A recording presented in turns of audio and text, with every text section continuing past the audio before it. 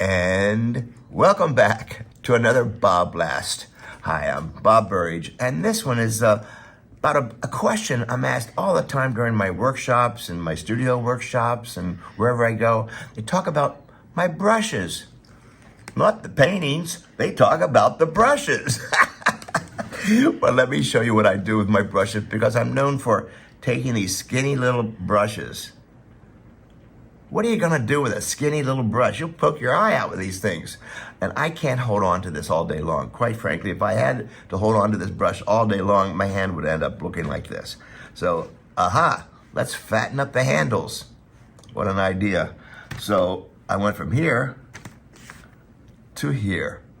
Fatten them up with, I use some black electrical tape, electrician's tape. It doesn't unravel when it gets wet.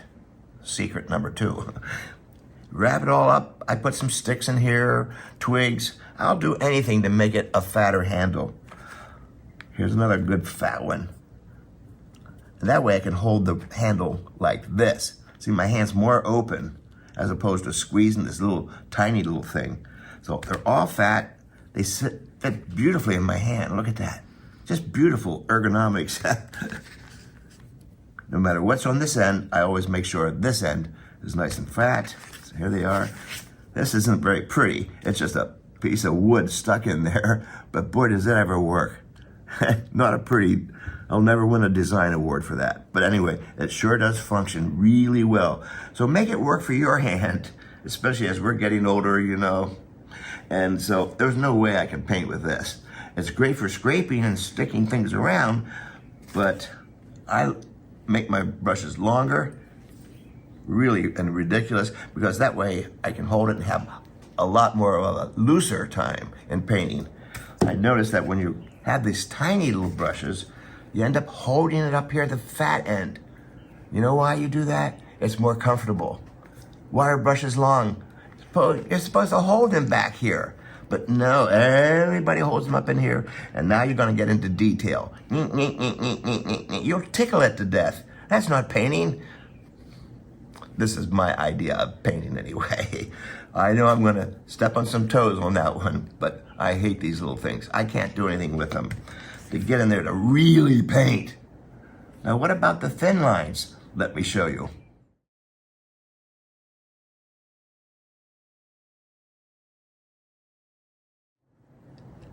So, thin lines. You don't always have to use a thin brush.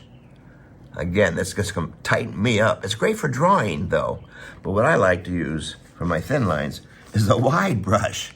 Just the opposite. Remember, we're here to loosen up, not tighten up. So this goes away. Look at this beautiful 2-inch brush. Some water on here.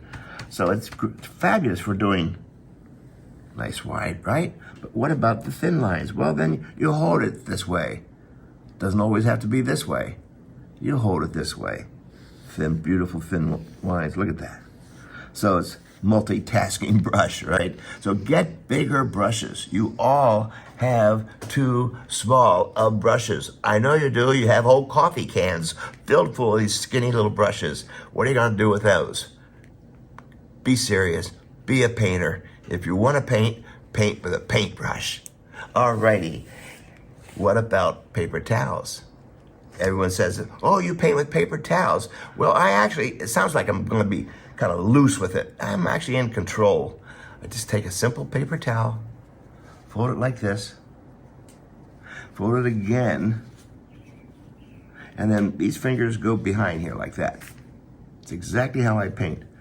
So I can paint like this, wet it a little bit. I can get thin lines, I can get broad lines. I love the looseness of painting with paper towels. And you certainly can get thin lines. Look at that, thin lines, paper towels. Well, the good thing about this is I don't have to clean up my brushes at the end of the day. But I like this because it keeps me loose. Fat handles, keeps me loose. Great attitude. Gotta have a great attitude, and you want to paint a great painting. Write that down. I want to paint a great painting. So get going and use a bigger brush, fatter handles. Thanks for watching, and I love doing these for you. Share it with your friends, and I'll see you on the next. BobBlast.